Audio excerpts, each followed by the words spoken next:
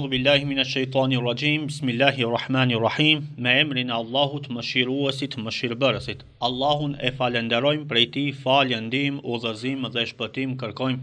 Salavatet dhe selamet qofshin për edukatorin e njerëzimit, mëshirën për mbar botrat. Selamet qofshin për familjen e tij të pastër, për shokët e tij dhe mbi gjithë ata që e ndjekin dhe do ta ndjekin rrugën e tij deri në ditën e Kiametit.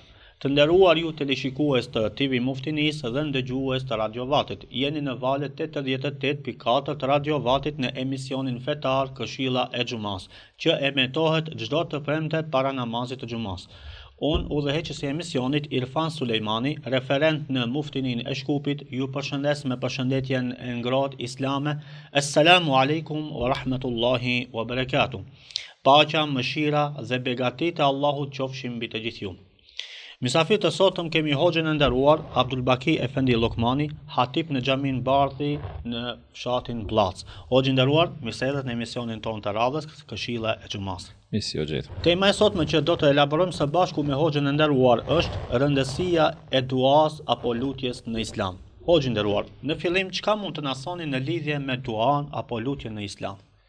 A'udhu billahi minash shaitanir rajim. Bismillahir rahim. Alhamdulillahi rabbil alamin. Wassalatu wassalamu ala rasulina Muhammad wa ala alihi wa ashabihi ajmain. Allahun e falenderojmë, nga Allahu falje dhe ndihmë kërkojmë.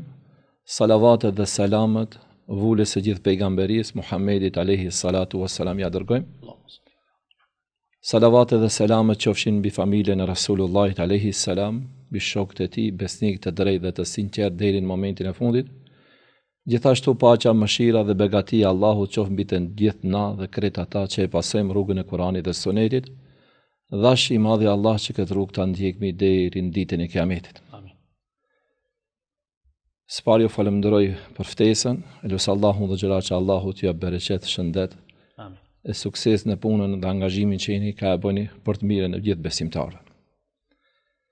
Sa i përket lutjes apo vlerës së duas në aspektin fetar islam, ne do të mundohemi të flasim lidhje me ata që na porosit Allahu dhu xhelal, që na mësu dhe që na ka porosit pejgamberi sallallahu ta'ala alaihi wasallam. Allahumma salli ala sayyidina Muhammad. Lutja nuk është vetëm një lloj ankese apo kërkese.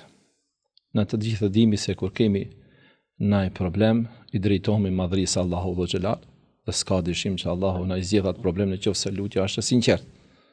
Po edhe kur domi të kemi një benefit, një mirësi të kësaj dunjës, gjithashtu duhet të lutemi Allahu dhu xhelal. Pra, lutja dhe duaja është çelësi i të të mirave. Pejgamberi sallallahu ta'ala alaihi wasallam na ka mësuar se besimtari musliman ditën duhet ta fillon me lutje, me dua. Nëse na fillojmë ditën me lutje dhe dua, do të jemi të suksesshëm në këtë botë dhe s'ka dyshim suksesi jonë do të jetë edhe në ahiret. Thot pejgamberi sallallahu alaihi wasallam, çdo besimtar dhe besimtare ku zgjohet nga xhumi, s'pari duhet ta falenderon Allahun dhu xhelal, duke thonë Alhamdulillahi alladhi ahyana ba'dama amatana wa ilayhi an-nushur. E falenderojmë Allahun, po e falenderoj Allahun i cili më ringjalli apo i cili më zgjoi më gjalli nga vdekja, nga se gjumi konsiderohet një lloj gjithvdekje. Dhe tubimi s'ka dyshim, tubimi jon i gjithëve do të jetë tek Allahu dhu xhelal. Ne duhet ta falenderojmë Zotin kur zgjohemi nga gjumi, se ka mundësi se na bimi me flet dhe mund të zgjohemi të sëmur apo mund të mos zgjohemi apo të shkojmë në ahiret. Pra lutjet të cilat na thot pejgamberi sallallahu alaihi wasallam janë të shumta, që përmendet një prej lutjeve të cilën pejgamberi alaihi salam e ka bërë shpesh herë, u ka lutur edhe për shëndetin e tij dhe na ka mësuar të gjithëve neve duke thonë Allahumma afini fi badani, Allahumma afini fi sam'i, Allahumma afini fi basari, la ilaha illa ant. Që do thot o Allah, më jap shëndet në trupin tim, më jap shëndet në ndëgjimin tim dhe më jap shëndet në të pamurit tim. La ilaha illa ant, nuk ka kush që meriton adhurim pos Allahu dhu xhelal. Pra, njëra prej emrave të Allahu dhul xhelal që është regjistruar në hadithet e pejgamberit sallallahu ta'ala alaihi wasallam, që e kemi edhe disa vende në Kur'an, po është el mujib, do thot pranuesi i lutjeve. Në të gjithë e dimi se lutjet tona duhet t'ja drejtojmë Allahu Dhul Xhelal. Pra, t'i drejtojmë i Allahu Dhul Xhelal, nga se në kohën e pejgamberit sallallahu ta'ala alaihi wasallam transmetohet si një beduin është afruar në mejlisin ku ka qëndruar pejgamberi sallallahu alaihi wasallam dhe ju ka drejtu Resulullah alaihi wasallam duke i thonë: o i dërguari i Allahut, duhet ta di se Allahu është afër neve që kur bëjmë ne lutje dhe dua. Nëse është afër neve ne ta ul mizorin. Nëse është larg neve ne duhet ta ngrit mizorin. Pejgamberi sallallahu alaihi wasallam po tregohet se qëndroi i heshtur një moment derisa i erë shpallja.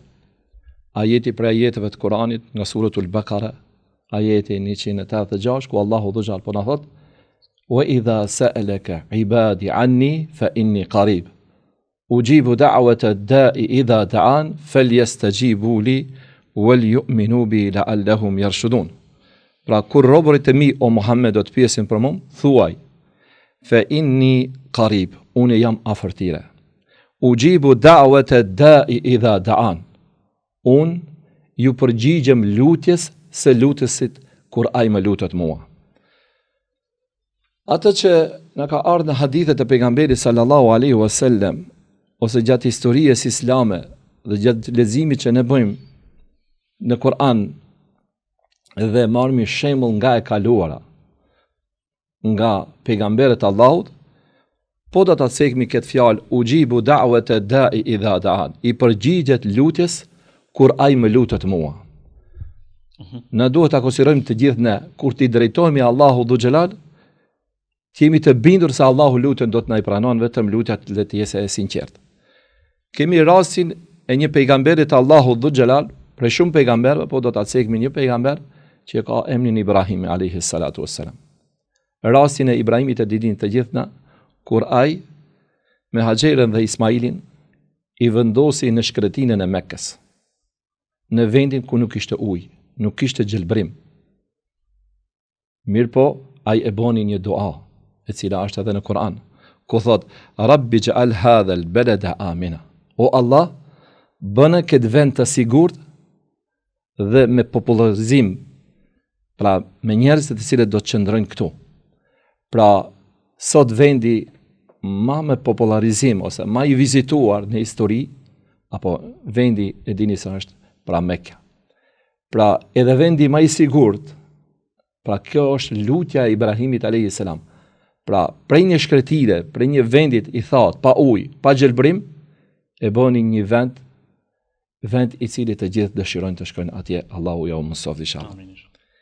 Kemi pejgamberin tjetrin Zekerian, Allahu Dhul Xhelal e sprovoi që nuk ju dha evlat në moshë me bashkëshortin e tij duke qëndruar një ditë prej dite, e luti Allahu Dhul Xhelal duke i thonë: o Allah, më jep pasardhës evlat të hajrit. Pra kjo ishte lutja e sinqertë e Zekeriaut, pasi Allahu e sprovoi me evlat, po Zekeria ju drejtu Allahu Dhul Xhelal lutja, dhe lutja e sinqertë e ndryshon edhe natyrshmërinë e kësaj bote. Dhe përfundi lidhe me këtë që folmi për vlerën e lutjes, është se kemi rastin e Ebu Hurejrës, një sahabi i pejgamberit sallallahu ta'ala alaihi wasallam, kur një ditë prej dite i drejtohet pejgamberit alaihi salam duke i thonë: o i dërguari i Allahut, kam një kërkesë deri tek ti. Tha: urdhno ja Ebu Hurejra. Ebu Hurejra është transmetuesi i shumë haditheve të pejgamberit alaihi salatu wasalam. Tha: do të kisha lutesh për nënën time, e cila është e pauzuar. Pra është në dalalet, në humner. Të lutmi që Allahu Dhul Xhelal të ta pranon ti, o i dërguari i Allahut. Lutë Allahun që aja të udhëzohet në Islam. Pejgamberi alayhis salam bëni një lutje dhe pas një kohë Ebu Hurejra kur u kthyi te shtëpia dhe pa nënën e vete, kur ja hapi derën dhe tha fjalën e parë: ashhadu an la ilaha illa Allah wa ashhadu anna Muhammadan abduhu wa rasuluhu.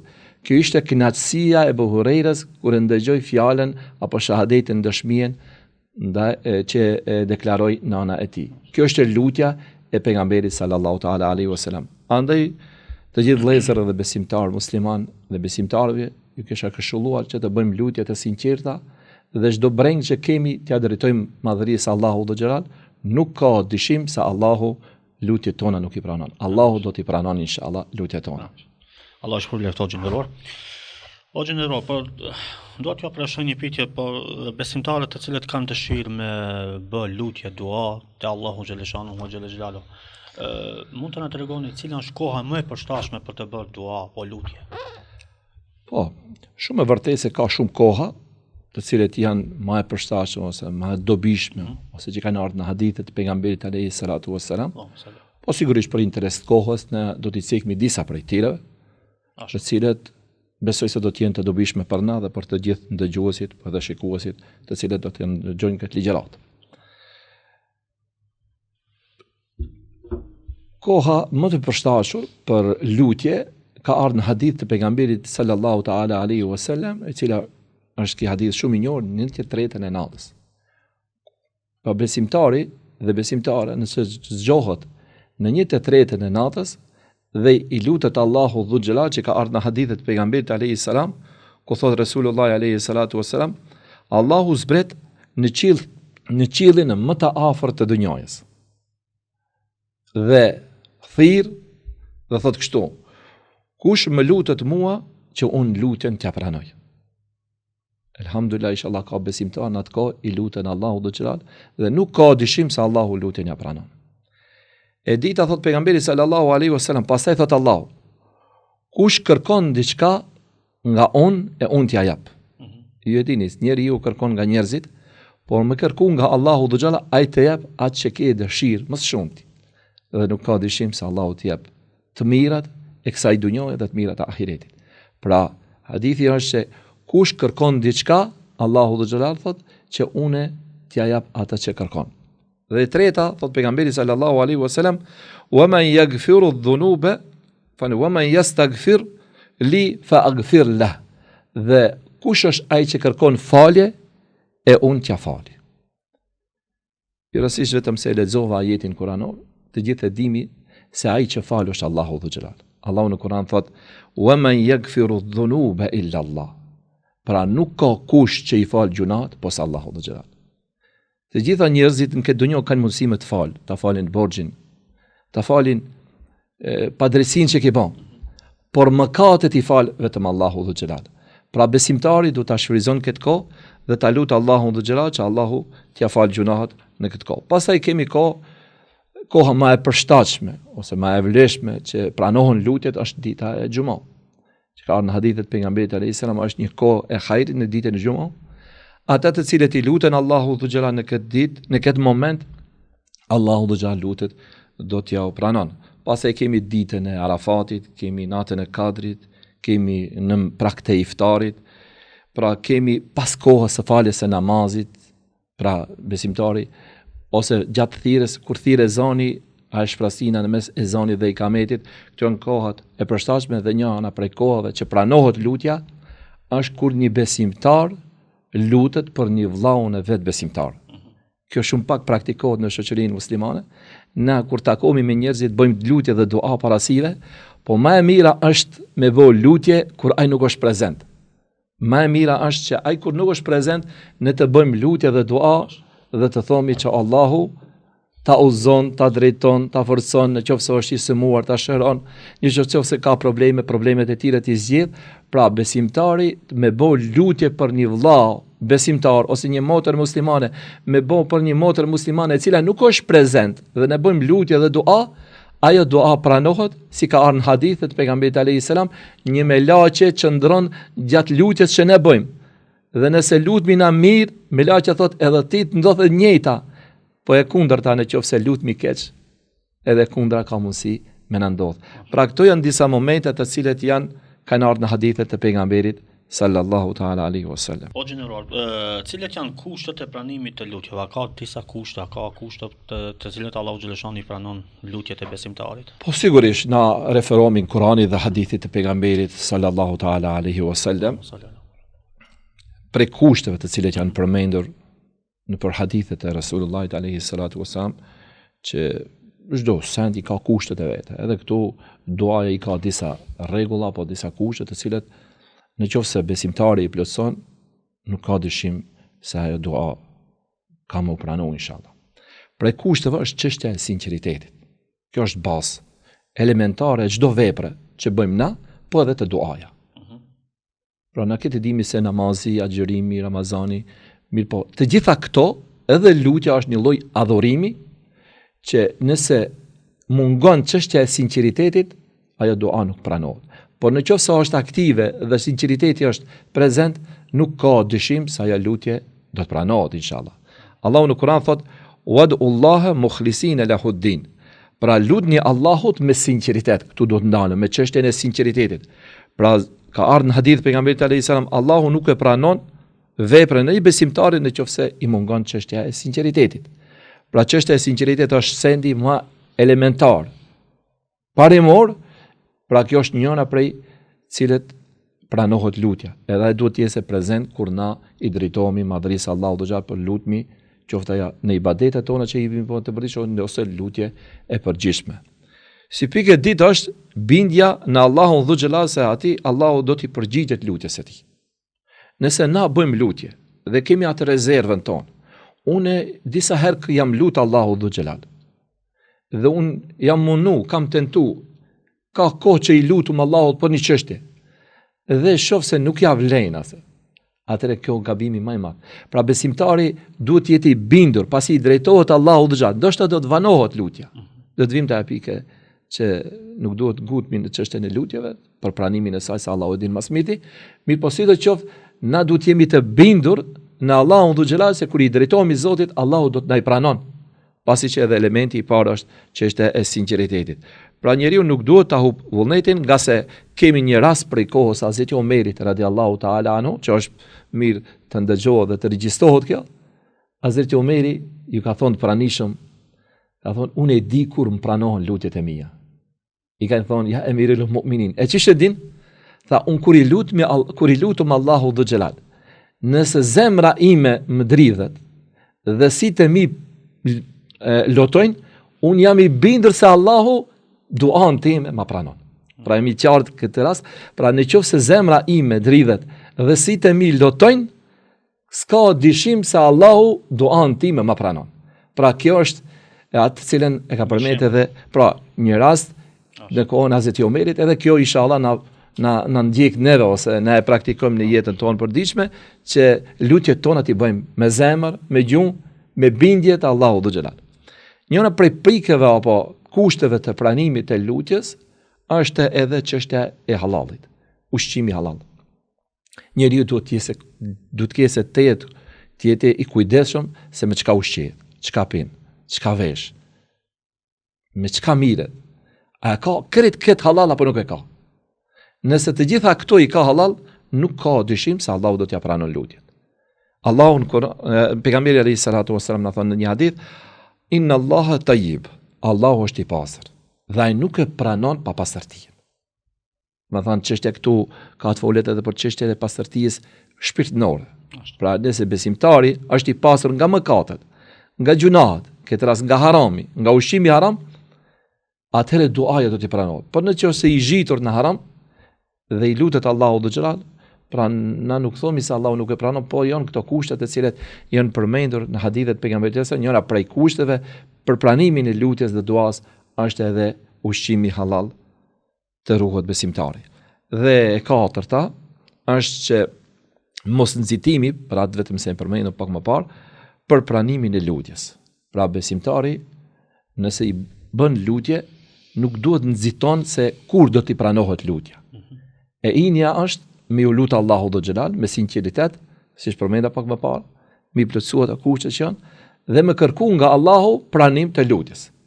Momenti se kur vjen pranimi i lutjes, aja nuk duhet ne të brengosmi në çështje, ne veç duhet të lutmi Allahu dhu xhelal që Allahu të na i pranon lutjet tona. Amin. E inshallah Allahu na i pranon. Amin. O gjeneruar, pasi që jemi në minutët e fundit të emisionit, cili është mesazhi juaj për teleshikuesit e TV Muftinis dhe ndëgjuesit e Radio Vllaut? Sigurisht, çdo ligjërat edhe ka atë mesazhin e dur, do të mundohem me fjalë të shkurta të them edhe këtë që vetëm se e fola pak më parë. porosia do të jetë për të gjithë ata të cilët na ndëgjojnë e po na shikojnë, se duhet ta kuptojmë se ad-dua huwa al-ibada. Duaja është ibadet. Lutje. Pra, duaja nuk është formalitet, po është ibadet. Mirë po, duaja nuk e ka kohën e caktuar, edhe pse ka mundësi, si që kanë ibadetet tjera, si që është namazi. Namazi i sabahut e ka kohën e vetë. Namazi i drekës e ka kohën e vetë, i qinies, akşamit, yatsijës. Lutja është në çdo kohë. Qoftë ajo para namazit, qoftë ajo mbas namazit, qoftë ajo natën apo ditën. Qoftë në udhtim, qoftë duke pushu, qoftë në kam apo ulur. Pra lutja është ibadet i cili mund të bëhet në çdo moment. Pra kështu mund ta formulojmë, ibadet i cili mund të bëhet dhe të i drejtohesh Allahut do në çdo moment. Pra, çështja e agjerimit e ka kohën e vet, foli për agjerimin fars. Çështja e zakatit e ka kohën e vet, kalimi i një vitit, dhe çështja e haxhit e ka kohën e vet. Mirë po ibadeti është për lutja është për atyre ibadetet të cilët pra nuk ka kohë të caktuar, pse ka vlefshmëri, ka kushte, mirë po kohë na mund mi të drejtohemi Allahu dhe xhelal në çdo moment. Atë që duhet ta them është se besimtari duhet ta përdor lutjen me zemër, me bindje dhe duke e besuar ata se çelësi i çdo të mirës është lutja. Çelësi i çdo të mirës është lutja. Mirë po para lutjes besimtari duhet të bën një vepër të mirë dhe ato vepra të mira që i ka bën nuk ka nevojë t'ju thotë njerëzit se un kam bën vepra të mira edhe për hatër ato veprave të mira të më pranohet lutja. Jo, po Allahut ka mundësi me u drejtu, o i madhi Allah, un veprat që i kam bën dhe që do t'i bëj nësa jam gjallë, të lutmi Allah.